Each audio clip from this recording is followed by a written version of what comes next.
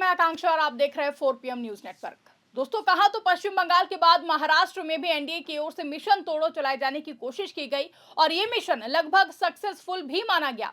CM Eknath Shinde का खेमा लगातार इस ताक में है कि उद्धव ठाकरे के सांसदों में इस तरह सेंध लगाई जाए जिससे देश की संसद के भीतर भी ताकत का पूरा संतुलन ही बदल जाए।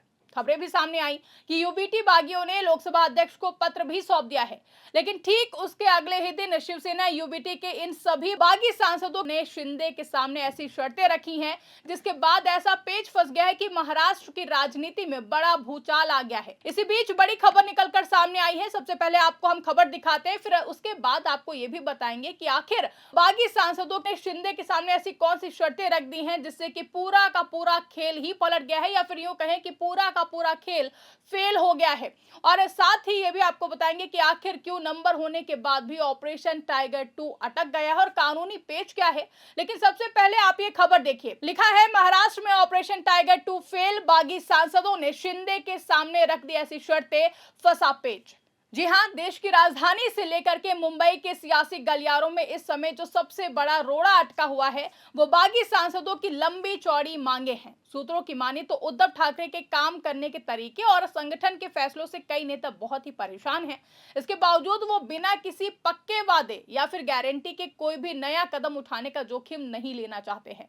इन नेताओं की सबसे बड़ी प्रायोरिटी में केंद्र सरकार में बड़ी कुर्सी, आने वाले चुनावों के लिए पक्का टिकट, अपने इलाके में मजबूत दबदबा और कानूनी मामलों में सुरक्षा शामिल है। यही वो वजह है जिसके चलते पूरा नंबर होने का दावा करने के बाद भी आखिरी फैसला बार बार टल रहा है।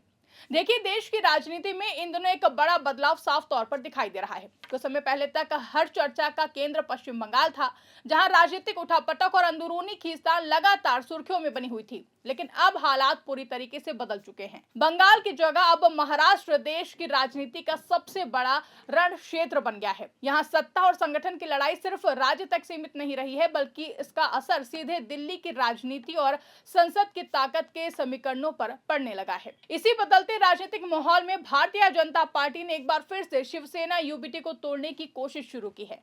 इस मिशन को नाम दिया गया ऑपरेशन टाइगर 2। माना जा रहा था कि यह ऑपरेशन पहले से ज्यादा मजबूत और प्लान्ड होगा, क्योंकि इससे पहले भी शिवसेना में बड़ी टूट हो चुकी है और एकनाथ शिंदे पहले ही उद्धव ठाकरे से अलग होकर सरकार बना चुके हैं। बीजेपी और शिंदे खेमे को उम्मीद थी कि इस बार भी वो आसानी से उद्धव गुट के सांसदों में सेंध लगा लेंगे और संसद में अपनी ताकत और बढ़ा लेंगे। लेकिन जो शुरुआत में आसान दिख रहा था, वही अब बीजेपी और शिंदे खेमे के लिए सबसे बड़ी सिरदर्दी बन गया है। हालात ऐसे बन गए हैं कि ऑपरेशन टाइगर 2 अब पूरी तरीके से फंसा हुआ नजर आ रहा है। वजह है बागी सांसदों की बड़ी और कड़ी शर्तें। ये सांसद अब सिर्फ दल बदलने के लिए तैयार नहीं है, बल्कि वो अपने भविष्य की पूरी गारंटी चाहते हैं। दरअसल खबरें सामने आ रही थी कि उद्धव ठाकरे गुट के कई सांसद अपने नेतृत्व से नाराज हैं। उन्हें पार्टी के काम करने के तरीके, फैसलों और संगठन की दिशा से शिकायतें हैं। इसी नाराजगी को देखते हुए बीजेपी और शिंदे गुट ने उन्हें अपने साथ लेने की कोशिश तेज कर दी। लगातार गुप्त बैठकों का दौर शुरू हुआ। दिल्ली और मुंबई में रणनीतियां बनाई गई और दावा किया जाने लगा कि जल्द ही बड़ा राजनीतिक धमाका हो सकता है।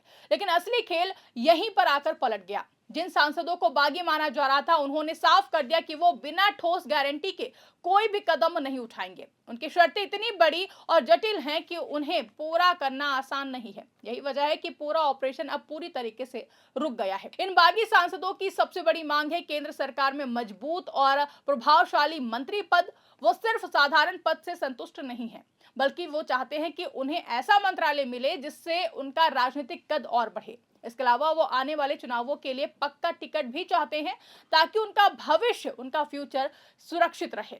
सिर्फ इतना ही नहीं, ये सांसद अपने अपने क्षेत्रों में पूरी पकड़ भी चाहते हैं। वो चाहते हैं कि संगठन में उन्हें पूरी ताकत दी जाए, ताकि उनके इलाके में कोई भी दूसरा नेता उनके खिलाफ खड़ा ना हो सके। इसके साथ ही कई सांसदों की एक और बड़ी चिंता है कानूनी मामलों से सुरक्षा। उन्हें डर है कि अगर उन्होंने पार्टी छोड़ी और भविष्य में राजनीतिक समीकरण बदल गए तो उनके खिलाफ कार्रवाई हो सकती है। यही वजह है कि नेता हर कदम बहुत ही सोच समझकर उठा रहे हैं। वो किसी भी तरह का जोखिम नहीं लेना चाहते हैं। वो चाहते हैं कि पहले उनकी सभी शर्तें पूरी तरह लिखित और पक्के तौर पर तय हो जाए, तभी वो आगे बढ़ेंगे। वहीं दूसरी तरफ शिंदे गुट और बीजेपी के लिए ये स्थिति काफी ज्यादा मुश्किल भरी है। वो दावा तो कर रहे हैं कि उनके पास पर्याप्त संख्या है, लेकिन हकीकत यह है दोस्तों कि बिना 2/3 सांसदों के समर्थन के संसद में किसी भी नए गुट को मान्यता नहीं मिल सकती है। यही सबसे बड़ा कानूनी पेच है। हालांकि खबरें ये भी तेजी से फैल रही थी कि 6 सांसदों से अलग गुट बनाने के लिए लोकसभा अध्यक्ष को चिट्ठी भेज दी गई है। इस खबर ने राजनीतिक गलियारों में हलचल मचा दी थी।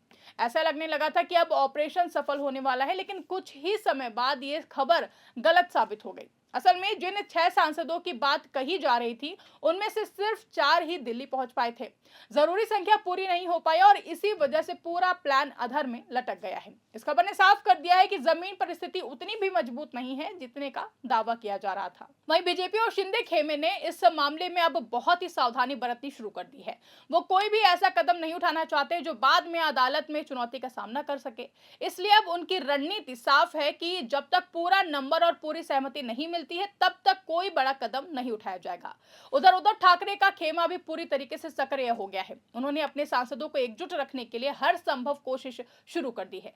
सभी सांसदों के लिए सख्त व्हिप जारी किया गया है और लगातार बैठकों का दौर भी चल रहा है। ठाकरे गुट का साफ कहना है कि कुछ सांसदों के जाने से पार्टी की असली पहचान नहीं बदल सकती। उन्होंने लोकसभा अध्यक्ष के सामने भी अपनी बात रखी है और ये स्पष्ट किया है कि किसी भी नए गुट को मान्यता देने से पहले उनका पक्ष सुना जाना जरूरी है। इससे ये साफ हो गया है कि लड़ाई अब सिर्फ राजनीतिक नहीं रही है, बल्कि कानूनी रूप भी ले चुकी है। इस पूरे घटनाक्रम को देखें दोस्तों तो साफ लगता है कि बीजेपी ने महाराष्ट्र में वही रणनीति अपनाने की कोशिश की है जो पहले बाकी के राज्यों में सक्सेसफुल रही थी। लेकिन इस बार हालात अलग हैं। यहाँ के नेता अब ज्यादा सतर्क हैं और बिना पक्की गारंटी की कोई भी जोखिम उठाने को तैयार बिल्कुल भी नहीं है। ऑपरेशन टाइगर 2 की सबसे बड़ी कमजोरी यही बन गई है। जहां एक तरफ बीजेपी और शिंदे गुट जल्दी से जल्दी परिणाम चाहते हैं, वहीं दूसरी तरफ बागी सांसद हर चीज को पूरी तरह सुरक्षित करना चाहते हैं। यही टकराव इस पूरे ऑपरेशन को आगे बढ़ने से रोक रहा है। अब आने वाले समय में क्या होगा, ये पूरी तरीके से इस बात पर डिपेंड करेगा कि क्या बीजेपी और शिंदे गुट इन शर्तों को मानने के लिए तैयार होते हैं या फिर नहीं। अगर वो ऐसा करते हैं तो फिर ये उनके लिए राजनीतिक रूप से महंगा सौदा हो सकता है और अगर नहीं करते हैं तो ये ऑपरेशन यहीं पर रुक सकता है। कुल मिलाकर महाराष्ट्र की राजनीति इस समय बेहद ही दिलचस्प मोड़ पर खड़ी है।